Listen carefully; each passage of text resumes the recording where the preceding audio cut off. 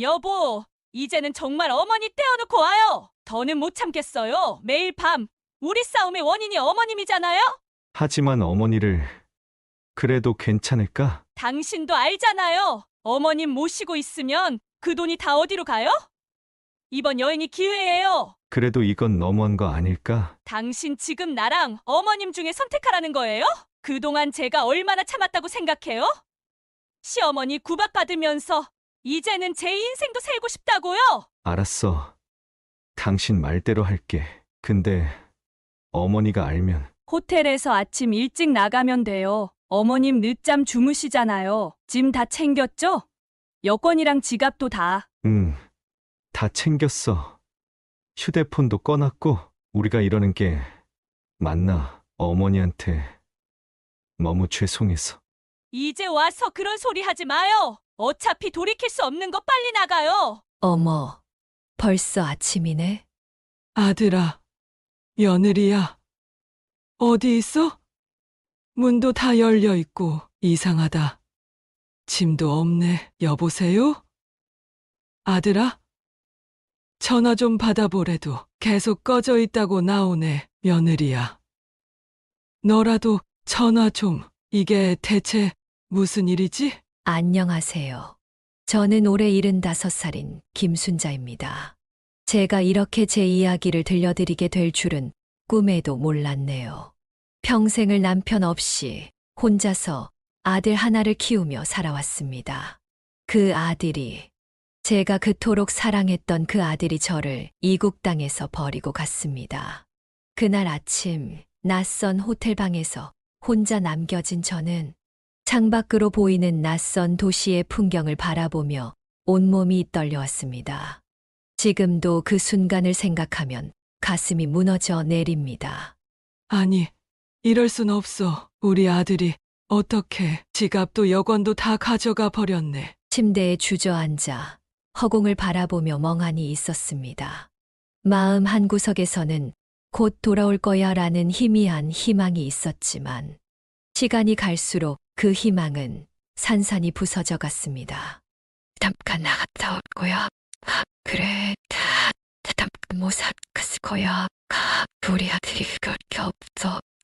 하지만 시계는 이미 체크아웃 시간을 가리키고 있었고 호텔 직원의 노크 소리가 들렸습니다.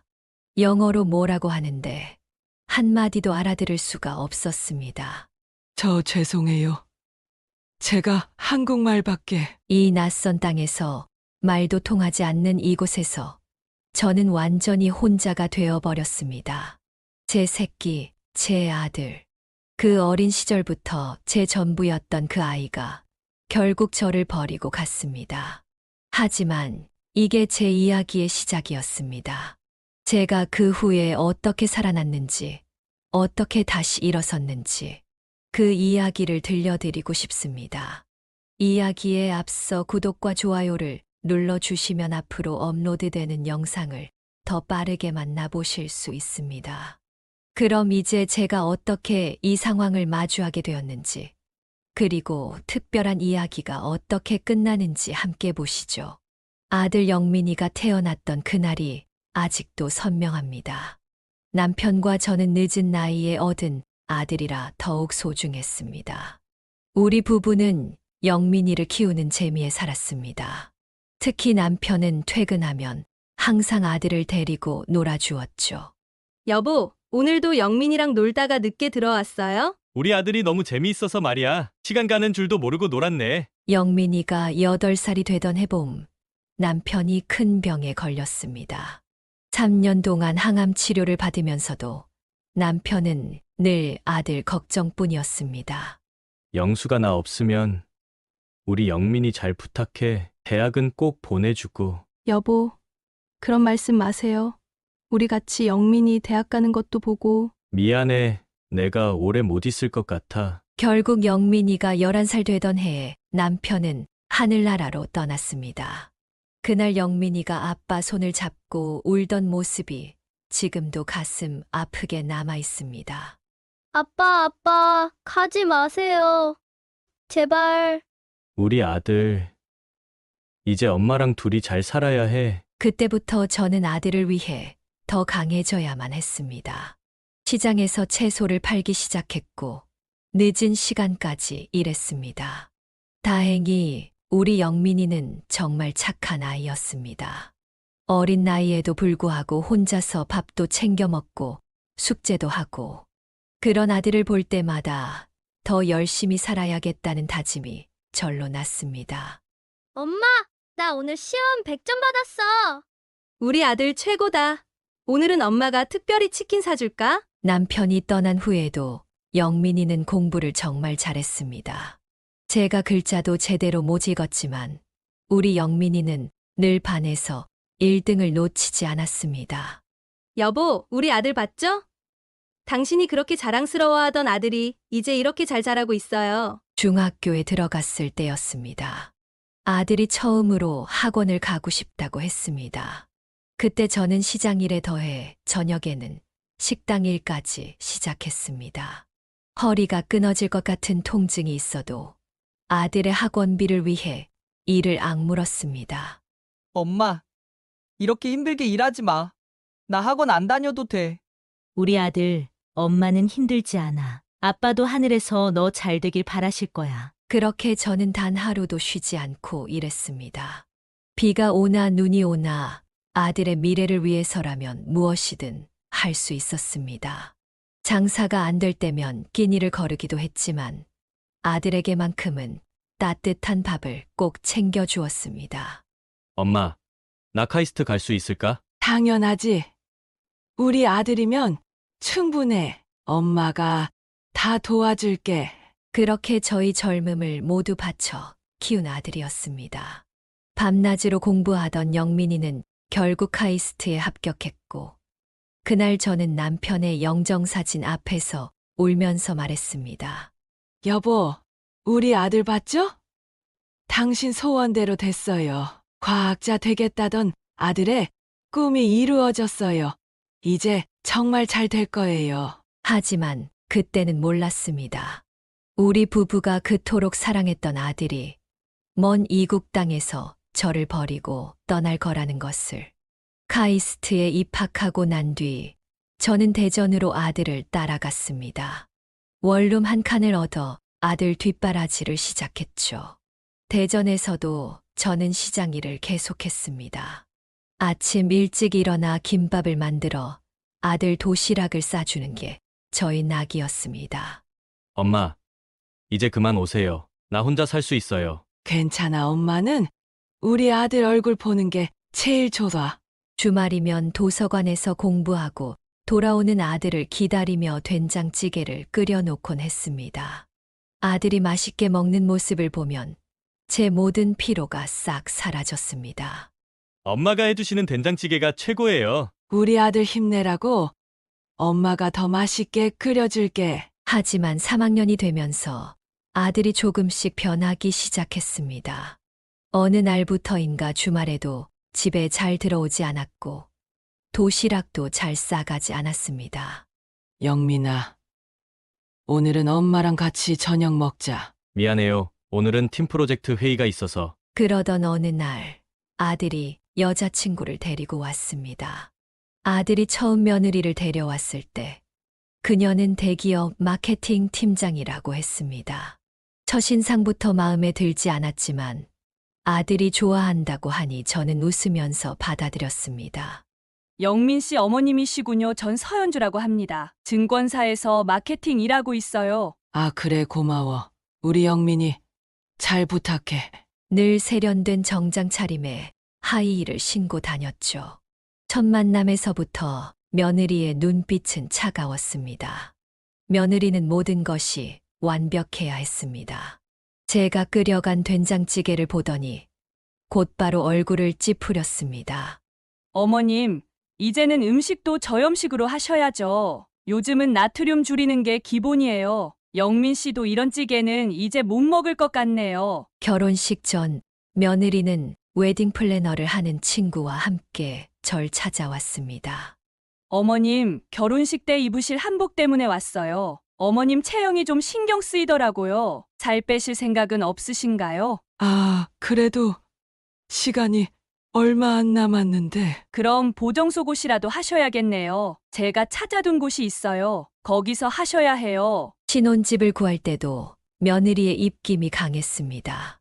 신혼집은 강남으로 알아보고 있어요. 어머님은 따로 사셔야 할 것 같아요. 신혼부부가 시어머님과 같이 사는 건 좀. 그래도 아들이랑 가까이 살고 싶은데. 요즘은 어머님 세대처럼 그렇게 안 살아요. 서로 불편하기만 할 텐데 뭐 하러요. 아들은 그런 며느리 앞에서 항상 조용했습니다. 뭔가 말하려다가도 며느리의 눈치를 보고 입을 다물었죠. 어머님, 명절에 오실 때는 음식 안 가져오셔도 돼요. 제가 다 준비할 거예요. 어머님이 하시면 위생이 걱정돼서. 아, 그래도 내가 조금은. 됐어요. 어차피 다 버릴 텐데 준비하실 필요 없어요. 이런 며느리의 모습을 보면서도 저는 참았습니다. 아들이 좋아서 선택한 사람이니까. 하지만 시간이 갈수록 며느리의 말은 더욱 날카로워졌고 저를 대하는 태도는 점점 더 차가워져만 갔습니다. 어머님, 왜 자꾸 연락하세요? 영민 씨 바쁜 거 아시잖아요. 주말은 우리 가족만의 시간이에요. 미안해. 보고 싶어서. 그런 감정적인 말씀 마세요. 어머님도 이제는 현실적으로 사셔야죠. 손주가 태어났다는 소식을 들었을 때 저는 가슴이 떨렸습니다. 드디어 할머니가 된다는 생각에 잠도 못 잃었죠. 하지만 기쁨도 잠시 며느리의 차가운 말이 비수처럼 꽂혔습니다. 어머님, 출산하고 나서 산후조리는 친정엄마가 전담하실 거예요. 어머님은 오실 필요 없어요. 그래도 내가 가끔. 됐어요. 애기한테 안 좋은 병균 옮길까봐 걱정돼요. 어머님 연세도 있으시고. 산부인과에 찾아갔을 때도 마찬가지였습니다. 며느리 친정 식구들은 병실을 가득 메우고 있었고 저는 겨우 문틈으로 손주 얼굴을 볼 수 있었습니다. 어머님, 왜 말씀도 없이 오셨어요? 제가 방문 시간 정해드린다고 했잖아요. 미안해. 손주가 보고 싶어서. 감정적으로 그러지 마세요. 신생아한테 안 좋아요. 며느리의 친정어머니는 당당하게 손주를 안고 사진도 찍고 얼러도 주었습니다. 하지만 제가 손주 곁에 가려고 하면 어머님, 손 소독하셨어요? 요즘 독감이 유행이라 조심해야 해요. 방금 했는데. 다시 한번 하세요. 꼼꼼하게요. 아니, 그냥 멀리서 보시는 게 나을 것 같네요. 아들도 이제는 완전히 며느리 편이었습니다. 엄마, 현주가 하는 말이 다 맞는 것 같아요. 요즘은 신생아 관리가 엄격하대요. 그래. 너희가 하는 대로 하렴. 며느리는 육아 전문가들을 찾아다니며 최신 육아법을 공부했습니다. 그리고 그것을 저를 배제하는 근거로 삼았죠.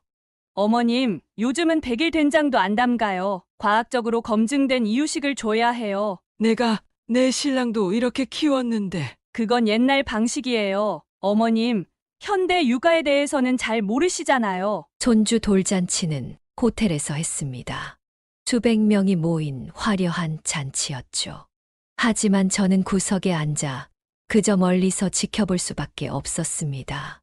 어머님, 오늘은 앞자리에 계시면 안 될 것 같아요. 제 거래처 사람들이 많이 오거든요. 나는 할머니인데. 어머님처럼 촌스러운 분이 앞에 계시면 제 이미지가 있잖아요. 그렇게 손주와의 거리는 점점 더 멀어져 갔습니다. 전화로 영상통화를 하고 싶어도 어머님, 아기 낮잠 시간이에요. 어머님, 지금은 이유식 시간이에요. 어머님, 지금은 학습 시간이에요. 항상 이런저런 이유를 대며 저를 밀어냈습니다. 손주가 저를 보고 할머니라고 부르는 것조차 며느리는 못마땅해 했습니다. 우리 애기 할머니보다는 그랜마라고 불러야지. 할머니는 너무 촌스러운 말이잖아. 시간이 지날수록 며느리의 횡포는 더욱 심해졌습니다. 아들 집에 방문할 때마다 뭔가를 지적하고 차갑게 대했죠. 어머님, 이런 싸구려 선물 가져오지 마세요. 저희 애기한테 백화점 명품관에서 산 옷만 입히거든요. 엄마가 정성껏 골랐는데. 정성이요? 어머님, 돈으로 성의 표현하시는 거예요? 저희 집 방문하실 때마다 이런 쓰레기만 늘어나서 정말 곤란해요. 한 번은 제가 감기에 걸려 아들 집에 며칠만 있다가 가겠다고 했습니다. 어머님, 말씀드렸잖아요. 저희 집은 방문하실 때 미리 연락하시고 절대 숙박은 안 된다고요. 그래도 난 영민이 엄마고 이럴 때 혈연 관계를 방패 삼아 이용하시려는 거예요? 어머님도 이제는 독립적인 삶을 사셔야죠. 명절에도 점점 더 노골적으로 변했습니다. 어머님, 이번 추석에는 오지 마세요. 저희가 하와이로 가족 여행 가기로 했거든요. 그럼 내년에라도 내년에도 힘들 것 같네요. 앞으로 명절은 저희끼리만 보내려고요. 어머님도 이제 현대적인 가족관을 가지셔야죠. 아들은 이런 며느리의 행동을 보고도 침묵했습니다. 아니, 오히려 며느리의 편을 들기 시작했죠. 엄마, 현주 말이 맞는 것 같아요. 우리도 이제 자율성을 가져야. 영민아, 너마저 엄마, 이제 나도 가장이에요. 제 가정을 지켜야 하잖아요. 아들과 손주를 보는 것이 점점 더 어려워졌고 전화마저도 줄어들었습니다. 어머님, 이제 그만 저희 살 좀 펴고 살게 해주세요. 어머님 때문에 영민 씨도 스트레스 받아요. 내가 뭘 어머님이 모르시는 게 문제예요. 자식을 위한다면서 오히려 독이 되는 거 아시죠? 이런 며느리의 모습을 보면서도 저는 그저 참았습니다. 아들이 행복하다면 그게 중요하다고 생각했으니까요. 하지만 그때는 몰랐습니다. 이 모든 것이 저를 완전히 내쫓기 위한 전초전이었다는 걸. 며느리의 본색은 점점 더 드러났습니다. 얼마 전부터는 제가 치매에 걸린 것처럼 소문을 내기 시작했습니다. 영민 씨 어머님이 많이 위험하시대요. 요즘 돈을 어디다 뒀는지도 모르시고. 그래서 나도 어머님 모시기가 너무 힘들어 정말 골치 아파. 여보, 어머님이 자꾸 이상한 행동을 하셔서 걱정이에요. 엊그제는 손주 명찬이를 데려가겠다고 하시고 엄마가 그랬어요? 난 그런 적 없어. 보세요. 기억도 못 하시잖아요. 그러더니 어느 날 며느리가 갑자기 제 통장을 관리하겠다고 나섰습니다. 어머님, 자꾸 통장 잃어버리신다면서요? 제가 대신 관리해 드릴게요. 아니, 난 통장 잃어버린 적 없어. 여보, 어머님 또 기억을 못 하시네. 얼마 전에도 통장 못 찾으신다고 하셨잖아요. 아들은 이제 완전히 며느리의 꼭두각시가 되어 있었습니다. 제 말은 들으려고도 하지 않았죠. 엄마, 이제는 현주 말대로 하세요. 엄마 건강도 안 좋으신데 현주가 잘해줄 거예요. 영민아, 엄마가 자꾸 이러시면 제가 더 힘들어요. 그러던 어느 날 며느리가 뜬금없이 해외여행을 제안했습니다. 어머님, 저희가 모시고 캐나다에 다녀오려고 해요. 공기 좋은 곳에서 시간 보내시면 건강에도 좋으실 것 같아서. 정말? 그동안 나랑 거리 두더니 제가 너무 며느리 역할을 못했나 봐요. 이번 여행으로 마음을 다시 잡고 싶어서요. 순간 며느리의 달콤한 말에 넘어갔습니다.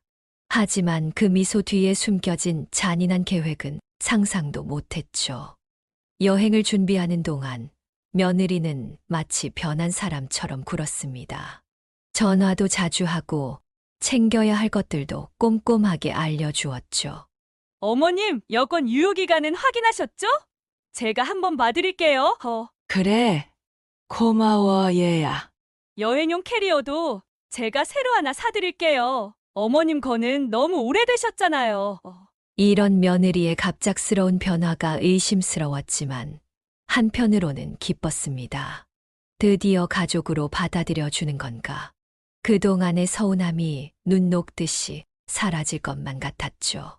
어머님, 환전은 저희가 다 해드릴게요. 돈도 저희가 보관했다가 필요하실 때 드리고요.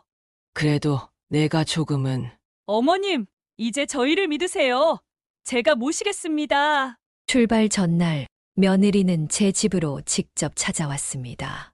출발 전날 밤 아들 내외의 침실에서는 조용한 대화가 오갔습니다. 여보, 우리 이번 기회에 어머님 떼어놓고 와야 할 것 같아요. 뭐라고? 당신도 알잖아요.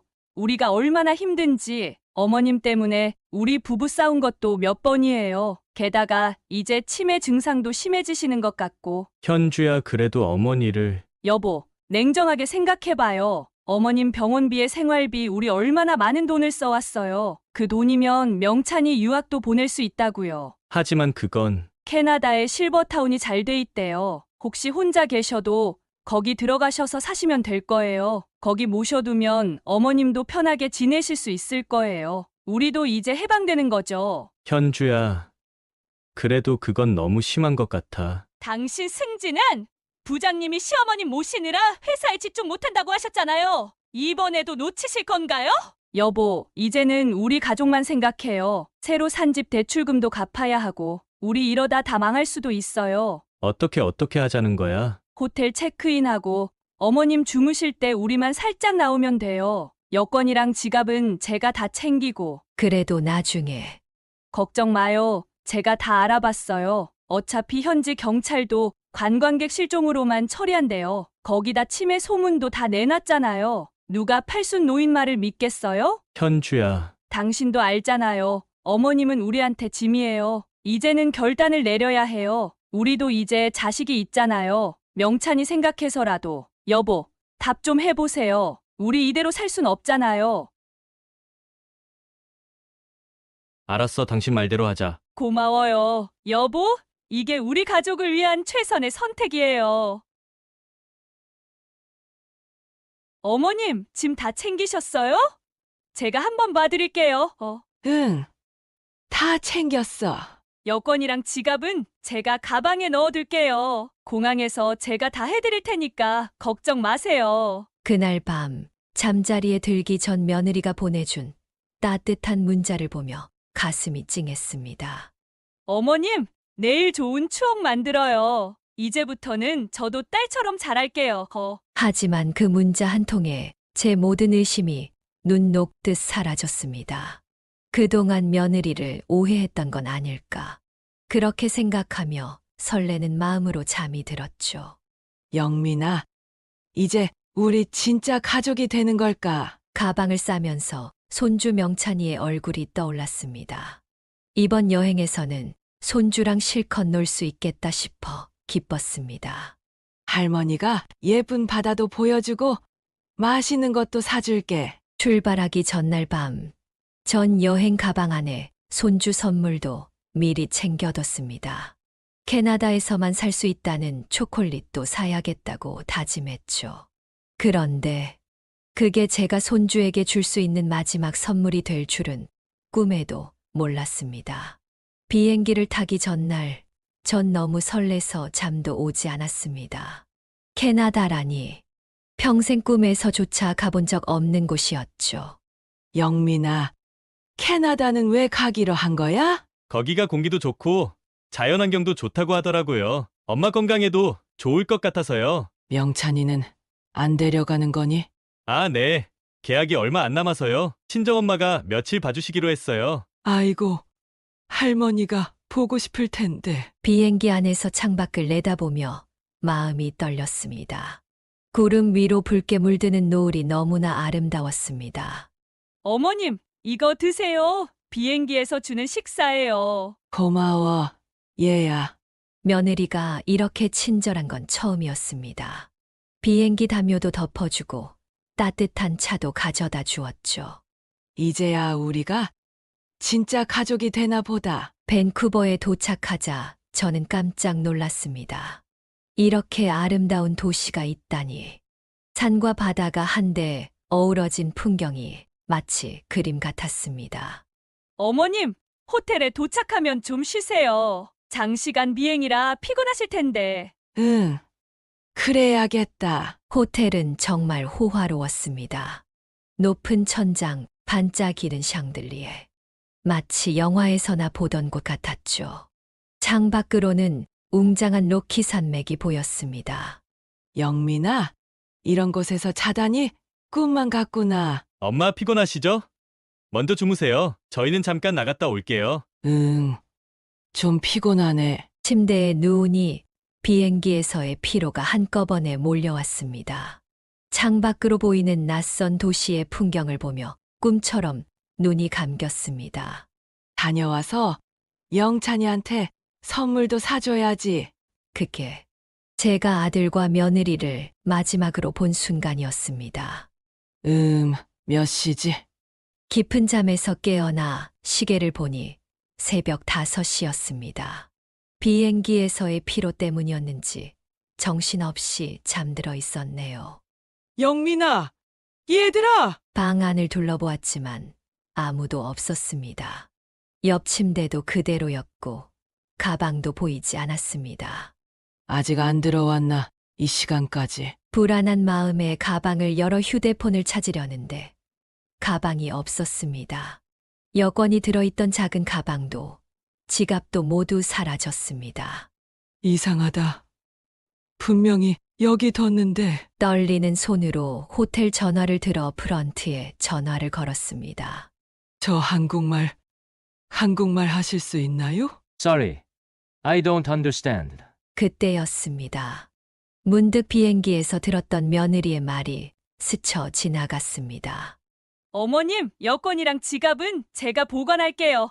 실수로 잃어버리시면 안 되니까. 순간 온몸에 식은땀이 흘렀습니다.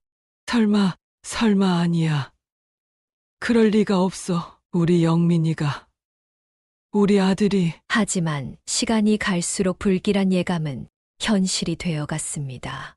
방문을 열고 복도로 나가보니 낯선 호텔 직원이 영어로 뭐라고 말을 걸어왔습니다. 아이, 한국 코리아. 제 서툰 발음의 직원은 고개를 갸우뚱거리더니 휴대폰을 꺼내 뭔가를 보여주었습니다. 번역기였나 봅니다. 체크아웃 시간이 다가오고 있습니다. 체크, 아웃. 다리에 힘이 풀렸습니다. 벽을 짚고 겨우 서 있는데 창밖으로 보이는 낯선 도시의 풍경이 눈앞에서 빙글빙글 돌았습니다. 아들아. 갑자기 가슴이 찢어질 듯이 아팠습니다. 내 뱃속에서 나온 자식이, 내가 그토록 사랑했던 아들이 나를 버리고 간 거구나. 이럴 순 없어. 호텔 로비에서 저는 자꾸만 출입구만 바라보았습니다. 혹시나 하는 마음으로. 하지만 아들과 며느리는 나타나지 않았습니다. 우리 영민이가. 우리 아들이. 어떻게. 이제야 알았습니다. 공항에서부터 며느리가 보여준 친절이, 비행기에서의 다정한 미소가 모두 계획된 연기였다는 것을. 캐나다행을 고른 것도, 명찬이를 두고 온 것도 모두 이를 위한 것이었다는 걸. 호텔 로비에서 저는 우선 한국 영사관을 찾아가고 싶었습니다. 하지만 돈도 여권도 없었고 영어도 할 줄 몰랐습니다. 제발 한국 사람 없나요? 이러지도 저러지도 못한 채 로비 소파에 앉아 있는데 한동양인 직원이 다가왔습니다. 혹시 도움이 필요하신가요? 저는 중국인이지만 한국어를 조금. 마치 구세주를 만난 것처럼 그 직원의 손을 붙잡았습니다. 제가 아들이 저를. 하지만 말이 나오지 않았습니다. 이게 현실이라는 게 믿기지 않았고 무엇보다 제 아들이 저를 버렸다는 말을 차마 입 밖으로 꺼낼 수가 없었습니다. 경찰서에 가고 싶어요. 영사관도. 그 직원의 도움으로 경찰서에 가게 되었습니다. 하지만 거기서도 상황은 달라지지 않았습니다. Your son and daughter-in-law left you. 경찰은 제 상황을 이해하지 못하는 것 같았습니다. 어떻게 자식이 부모를 버리고 간다는 것인지 그들의 표정에서 의심이 묻어났습니다. Maybe they just went shopping. Hotel, restaurant. 아무리 설명해도 소용없었습니다. 결국 영사관으로 가게 되었는데 거기서 만난 한국 직원이 제 말을 알아들었습니다. 어머님 진정하시고 천천히 말씀해 주세요. 우리 아들 내외가 저를 여기에 버리고 갔어요. 그제야 눈물이 터져 나왔습니다. 그동안 참았던 눈물이 폭포수처럼 쏟아졌습니다. 제가 뭘 그리 잘못했나요? 내 새끼를 내가 그렇게 키운 내 새끼가. 영사관 직원은 제 이야기를 듣고 충격을 받은 듯 했습니다. 어머님, 저희가 임시 여행증명서는 발급해 드릴 수 있습니다. 하지만 항공권 비용은. 그때였습니다. 제 머릿속에 한 가지 생각이 스쳐 지나갔습니다. 괜찮아요. 전 한국에 돌아갈 수 있는 증명서만 있으면 될 것 같네요. 영사관을 나와 근처 공원 벤치에 앉았습니다. 머릿속이 복잡했지만 이상하게도 마음은 차분해졌습니다. 그래, 침착하자. 김순자, 정신 차려. 지갑도 휴대폰도 없었지만 다행히 목에 걸고 있던 금목걸이만큼은 그대로였습니다. 40년 전 남편이 선물해 준 것이었죠. 여보, 우리 아들이 이렇게 될 줄 알았나요? 잠시 남편 생각에 눈물이 났지만 이내 마음을 다잡았습니다. 울고 있을 때가 아니었으니까요. 이게 다 내 잘못이야. 내가 너무 아들한테 매달렸어. 그때 옆 벤치에서 노트북을 하고 있던 젊은 한국인 여학생이 제게 다가왔습니다. 할머니 혹시 한국분이신가요? 왜 울고 계세요? 죄송한데 혹시 도움이 필요하신가요? 그 학생은 이곳 대학교 교환학생이라고 했습니다. 제 이야기를 듣더니 눈물을 글썽이며 말했습니다. 할머니, 제가 도와드릴게요. 우선 근처 금은방부터 찾아볼까요? 여보, 미안해요. 당신이 나한테 준 마지막 선물인데. 목걸이를 팔면 한국까지 돌아갈 수 있을 것 같았습니다. 하지만 남편의 마지막 선물인 만큼 마음이 무거웠습니다. 수진이라는 그 학생은 제가 한국으로 돌아갈 때까지 계속 곁에 있어 주었습니다. 금은방에도 같이 가주고 항공권도 찾아주었죠. 할머니, 이제 곧 한국 가시면 어떻게 하실 거예요? 저는 잠시 생각에 잠겼다가 대답했습니다. 아직은 모르겠어. 하지만 한 가지는 확실해. 이번에 그냥 넘어가진 않을 거야. 귀국 비행기를 타기 전 수진이가 저에게 마지막으로 한 말이 아직도 귓가에 맴돕니다. 할머니 힘내세요. 그리고 꼭 복수하세요. 인천공항에 도착했을 때는 이미 늦은 밤이었습니다. 캐나다에서의 일이 마치 악몽 같았지만 이제는 현실을 직시해야 했습니다. 이제 어디로 가지? 예전에 살던 월세방은 이미 다른 사람이 들어와 있을 테고 아는 사람을 찾아갈 용기도 나지 않았습니다. 우선 모텔에서 하룻밤을 보내기로 했습니다. 방 하나 주세요. 좁은 모텔방에 누워 천장을 바라보는데 문득 옛 생각이 났습니다. 그래, 그때 그 아줌마. 20년 전 시장에서 장사할 때 같이 고생하던 최 씨 아줌마가 떠올랐습니다. 그분은 지금 수원에서 작은 식당을 하고 계시다고 들었습니다. 다음 날 아침 일찍 수원행 버스에 몸을 실었습니다. 두근거리는 마음으로 전화를 걸었죠. 여보세요. 최 씨 아줌마. 누구시죠? 저 김순자입니다. 아이고, 순자. 어떻게 지냈어?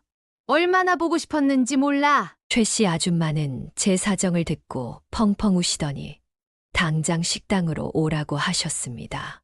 아이고, 그런 일이 있었다니. 그래도 잘 왔어. 여기서 나랑 같이 살자. 최 씨 아줌마의 식당은 작았지만 늘 손님이 많았습니다. 저는 그날부터 그곳에서 일하기 시작했습니다. 언니, 나 여기서 일하면서 조금만 돈 모을 때까지만 있을게요. 무슨 소리야? 평생 여기 있어도 돼. 하지만 제 마음속에는 작은 불씨가 타오르고 있었습니다. 이대로 끝낼 순 없었으니까요. 최 씨 아줌마의 식당에서 일하면서 저는 틈틈이 명찬이의 학교를 알아보았습니다. 영수가, 이거 너무 위험하지 않아? 언니, 전 이제 더 잃을 게 없어요. 제 손주라도 한번 보고 싶어서. 처음에는 강남의 초등학교들을 하나하나 찾아다녔습니다. 아침마다 일찍 나가서 교문 앞에 서 있었죠. 이 학교도 아닌가, 저 학교도 아닌가. 그러던 어느 날 시장에서 만난 단골 손님이 결정적인 정보를 주었습니다. 아, 저는 대치동에 초등학교 앞에서 문구점을 하는데 얼마 전에 증권사 다니신다는 젊은 엄마가 아들이랑 오더라고요. 팀장님이라고 하던데. 다음 날부터 저는 그 학교 앞을 지켜보기 시작했습니다. 준자야, 이거라도 먹어. 아침부터 아무것도 안 먹고 나갔잖아. 고마워요, 언니. 일주일 동안 매일 같은 자리에서 기다렸습니다. 며느리는 작은 흰색 차를 몰고 다녔죠. 승진하면 좋은 차를 사겠다고 했다던데 그게 며느리의 큰 불만이었나 봅니다. 드디어 명찬이를 찾았습니다. 매일 아침 8시 20분에 등교하고 오후 2시 30분에는 학원차가 데리러 오더군요. 이제 만날 준비가 됐어. 전날 밤 거울 앞에서 오랫동안 연습했습니다. 명찬아, 할머니야. 아니야. 이렇게 하면 놀라겠지. 우연한 듯이. 자연스럽게. 드디어 그날이 왔습니다. 떨리는 마음을 안고 학교 앞에 섰습니다. 멀리서 명찬이가 걸어오고 있었습니다. 우리 손주 많이 컸구나. 가까이 더 가까이. 그리고 마침내 제가 서 있던 그 자리로 명찬이가 다가왔습니다. 명찬아. 순간 명찬이의 발걸음이 멈췄습니다. 그리고 눈이 휘둥그레져서 저를 바라보았죠. 할머니? 떨리는 목소리였습니다. 명찬이의 얼굴이 하얗게 변했고 들고 있던 가방을 떨어뜨렸습니다. 어떻게 할머니가 엄마 아빠가 돌아가셨다고. 명찬이의 목소리가 떨렸습니다. 할머니가 캐나다에서 사고가 나셔서 그래서 돌아가셨다고. 눈물이 명찬이의 볼을 타고 흘러내렸습니다. 장례식도 못 치렀다면서요. 제사도 안 지내도 된다고. 그래서 할머니 사진도 다 치웠다면서요. 저도 모르게 명찬이를 끌어안았습니다. 미안해. 할머니가 이제 왔어. 할머니 진짜 맞아요? 제가 지금 꿈꾸는 거 아니죠? 명찬이가 떨리는 손으로 제 얼굴을 만졌습니다. 매일 밤마다 할머니 생각하면서 울었어요. 할머니가 보고 싶어서. 주변 학부모들이 우리를 쳐다보기 시작했지만 아무도 신경 쓰지 않았습니다. 그런데 왜 이제 오신 거예요? 캐나다에서는 무슨 일이? 갑자기 명찬이의 눈빛이 달라졌습니다. 순수한 그 눈동자의 분노가 차올랐습니다. 혹시 엄마 아빠가 할머니를 버리고 온 거예요? 명찬아. 맞죠. 그래서 돌아가셨다고 거짓말한 거죠. 그래서 제가 물어볼 때마다 자꾸 다른 얘기만 하고 명찬이가 손을 꽉 쥐며 말했습니다. 할머니 전 이제 엄마 아빠가 싫어요. 너무 나빠요. 어떻게 이럴 수가 있어요. 그때 학원차에서 경적 소리가 들렸습니다. 할머니, 내일도 여기 계실 거죠? 꼭이요. 제발. 그래. 할머니가 여기 있을게. 그날 저녁 명찬이는 평소보다 일찍 학원을 끝내고 집에 들어왔다고 합니다. 며느리는 소파에서 드라마를 보고 있었고 아들은 야근 없는 날이라 일찍 퇴근해 있었죠. 어머? 우리 아들 오늘은 왜 이렇게 일찍 왔어? 엄마, 아빠 할머니 보고 왔어요. 순간 며느리의 손에서 리모컨이 떨어졌고 아들은 마시던 물을 쏟았습니다. 무슨 소리야? 할머니는 거짓말쟁이들, 할머니 살아계시잖아요. 명찬이가 울부짖듯 소리쳤습니다. 할머니 돌아가셨다고 한 것도 거짓말. 장례식도 못 치렀다고 한 것도 거짓말. 다 거짓말이었어요. 캐나다에서 버리고 오셨잖아요. 명찬아, 이건 다. 설명하지 마세요. 이제 와서 또 거짓말하지 마세요. 아들이 다가가려 하자 명찬이는 뒤로 물러섰습니다. 오지 마세요. 전 이제 아빠도 엄마도 무서워요. 어떻게 할머니를 버릴 수가 있어요? 며느리가 눈물을 흘리며 명찬이를 잡으려 했습니다. 우리 아들, 엄마가 설명할게. 설명할 게 뭐가 있어요? 승진하고 돈 벌려고 할머니를 버린 거잖아요. 제가 다 알아요. 제가 아플 때마다 미역국도 끓여주시고 아빠 직장 어려울 때 통장 다 털어서 도와주신 것도. 아들이 그 자리에 털썩 주저앉았습니다. 아빠 혹시 돈 때문에 할머니를 버리신 거예요? 그게 그렇게 중요했어요? 명찬아, 할머니는 우리한테 이런 거 한 번도 안 하셨어요. 근데 엄마 아빠는 너무해요. 정말 너무해. 명찬이는 울면서 자기 방으로 뛰어들어갔습니다. 문을 잠그는 소리가 들렸죠. 여보, 어떡해요? 우리가. 당신이 자꾸 그러자고 해서 지금 그게 중요해요? 명찬이가 명찬이가 우리를 싫어하게 됐잖아요. 그날 밤 명찬이의 흐느끼는 소리가 집안을 가득 채웠답니다. 할머니. 어느 날 아침 최 씨 아줌마의 식당 문이 열렸습니다. 어서 오세, 어머. 아들과 며느리가 서 있었습니다. 명찬이가 결국 알려준 모양이었죠. 어머니, 저는 묵묵히 그들을 바라보았습니다. 최 씨 아줌마가 눈치를 채고 휴대폰을 꺼내 녹음 버튼을 눌렀습니다. 어머니, 정말 죄송합니다. 아들이 제 앞에서 무릎을 꿇었습니다. 며느리도 따라 무릎을 꿇었죠. 이제 와서 뭐 하러 왔니? 어머니, 저희가 악마 같은 짓을 했습니다. 돈이 승진이 제 눈을 멀게 했어요. 아들의 목소리가 떨렸습니다. 현주야, 너는. 어머님, 제가 시어머님을 캐나다에 버리고 돌아가셨다고 거짓말도 하고. 그래서? 이제 와서 무슨 말씀을 드려도 변명이 될 것 같지 않습니다. 저희는 인간이 아니었습니다. 아들이 다시 입을 열었습니다. 어머니, 돌아와 주십시오. 제발 명찬이가 너무 힘들어합니다. 명찬이가 힘들어서 오는 거니?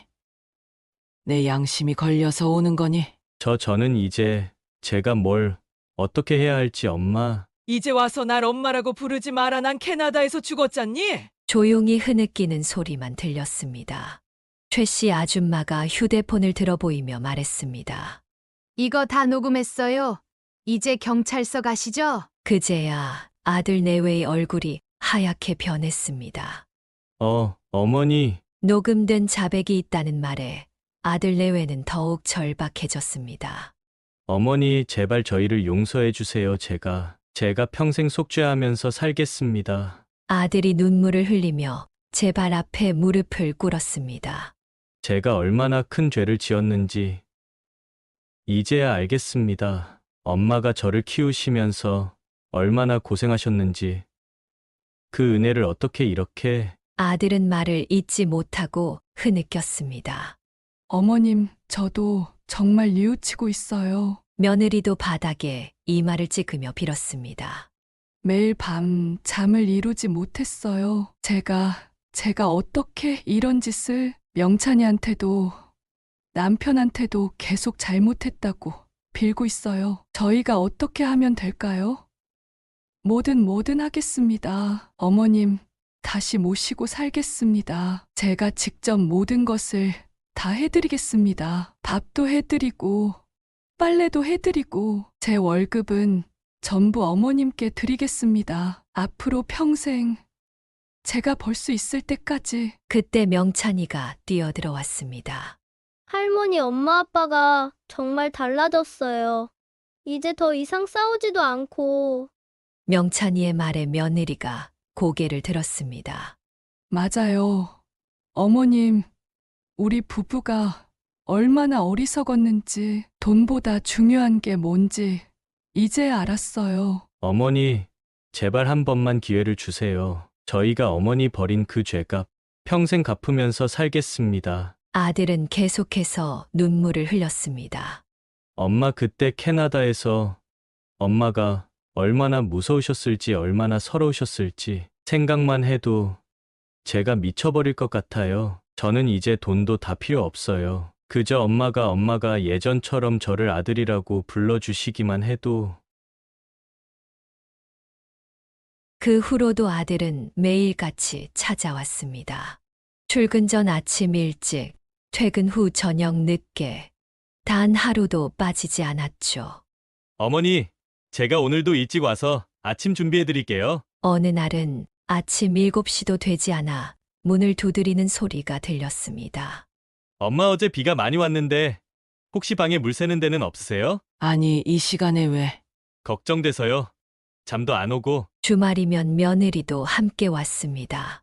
어머님, 저번에 무릎 아프시다고 하셨죠? 제가 한의원 알아봤어요. 모시고 가도 될까요? 괜찮아. 너희도 바쁠 텐데. 어머님, 이제는 저희가 효도하고 싶어요. 명찬이는 할머니를 보면 눈에서 눈물이 그렁그렁했습니다. 할머니 아빠가 회사에서도 열심히 해요. 이제 술도 안 마시고 바로 집에 와서 할머니 얘기만 해요. 그래. 엄마도 달라졌어요. 맨날 할머니 생각한다고. 어제는 할머니 좋아하시는 김치 담그는 법도 배웠대요. 아들의 변화는 회사에서도 눈에 띄었나 봅니다. 어머니 오늘 부장님이 그러시더라고요. 요즘 제가 많이 달라졌다고. 일도 더 성실해지고 사람도 더 따뜻해졌다고. 며느리도 달라졌습니다. 더 이상 명품이나 비싼 차 얘기를 하지 않았고 매일 밤 가족을 위해 식사를 준비했죠. 어머님, 이번 주말에는 우리 집에서 식사하시면 안 될까요?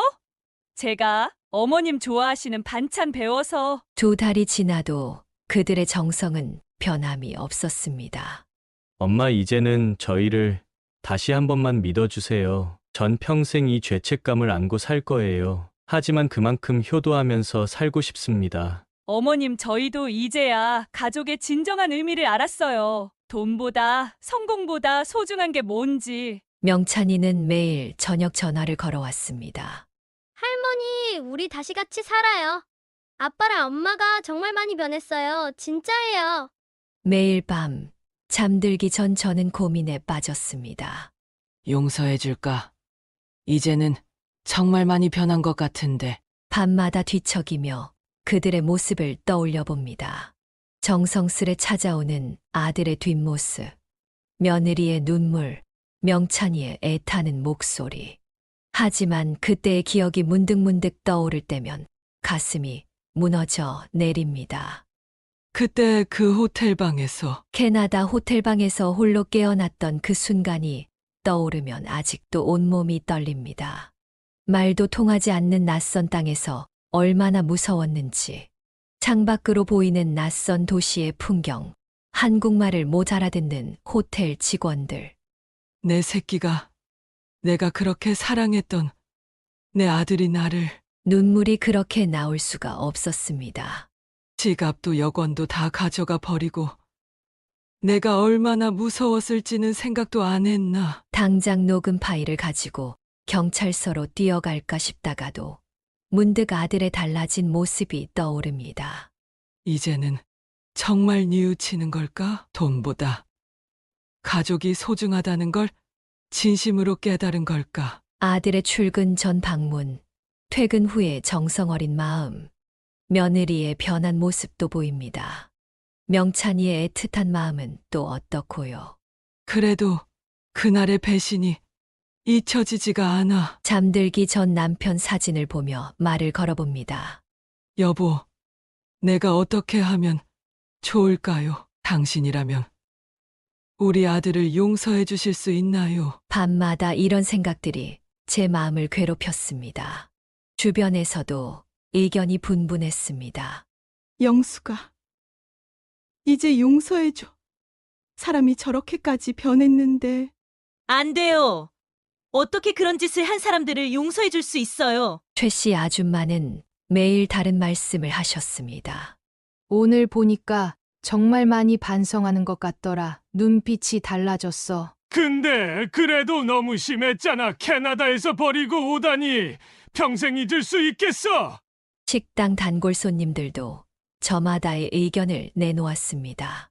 돈에 눈이 멀어도 그렇지 절대 용서하면 안 됩니다. 나중에 또 이러면 어쩌려고요? 아니에요. 저렇게 뉘우치는데 한 번 기회를 주는 게 사람이 저렇게까지 변하기 쉽지 않아요. 옆집 할머니는 이렇게 말씀하셨죠. 사람이 죽을 때까지 자식 미워할 수 있나? 그래도 내가 낳은 자식인데. 하지만 언니, 자식이라고 해서 다 용서할 수는 없잖아요. 그러다 문득 명찬이의 얼굴이 떠오릅니다. 손주의 순수한 눈빛을 보고 있으면 자꾸만 마음이 약해집니다. 할머니, 우리 엄마 아빠 용서해 주시면 안 돼요? 다시 행복한 가족이 되었으면 좋겠어요. 제발요. 명찬이의 애타는 목소리가 귓가에 맴돕니다. 어쩌면 이제는 새로운 시작을 해볼 때일까요? 여러분은 어떻게 생각하시나요? 제가 아들 내외를 용서해야 할까요? 아니면 이대로 냉정하게 대해야 할까요? 저의 마음처럼 여러분의 마음도 많이 흔들리시나요? 아마도 이 선택이 제 남은 인생을 좌우하게 될 것 같습니다. 여러분들의 소중한 생각을 댓글로 남겨주세요. 길고 긴 저의 이야기를 끝까지 들어주셔서 진심으로 감사합니다.